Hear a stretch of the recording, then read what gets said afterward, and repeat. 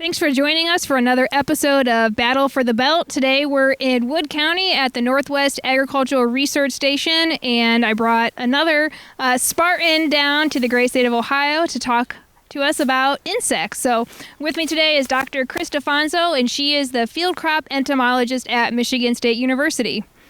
So far this year, we really haven't seen many insects. I mean, entomologists always can find that one random insect. Yes, I've had a lot of slug issues early. Yes, early slug issues. Normally that's you guys' problem with Dr. Tillman, I know is like a slug expert, sort of. Yep. But I had fields destroyed by slugs and replanted. And I've never seen that before. I've seen slug feeding. There's actually slug feeding in this field on the lower leaves. I also had seed corn maggot from people planting really early. And then when you ran the model, they planted right over top of the massive fly emergence. So that kind of explained that.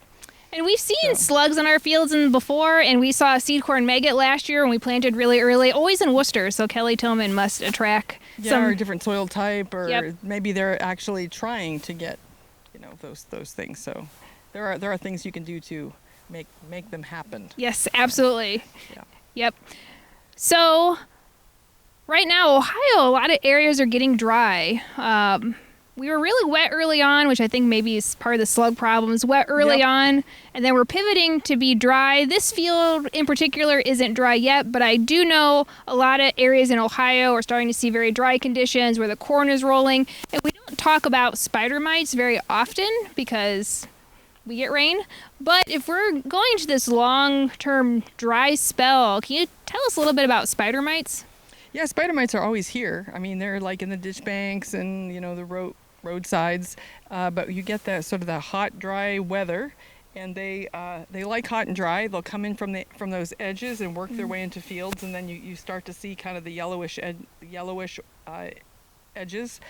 What else can I say? They like especially a dirt road where the dust is kind of beginning to accumulate on the crop, and again it's drying out that surface because they like it nice and dry. They make their webs on there, which are like little mite super highways, and there's naturally an entomopathogenic fungus, which is a fancy way of saying like insect or arthropod killing pathogens that would normally wipe them out or attack them, kill them under wetter kind of conditions. So the drier it is, either the part of the field that's drier, the hill that's a little bit drier, the edge of the field, that's where those infestations start.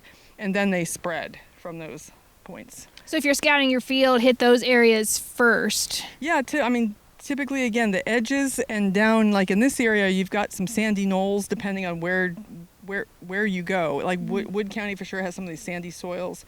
And those kind of places that dry out a little bit earlier, that's where those infestations will start. I mean, again, there's always spider mite if you looked hard enough, but when they kind of got...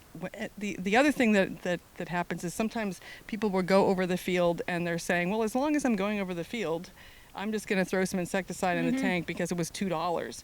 And that's a killer because there are a lot of things that eat spider mites, like little small predator kind of things, and there's also predatory mites. So the minute that you spray that pyrethroid or something, it doesn't typically kill the mite, it kills the beneficials, and then you're off to the races.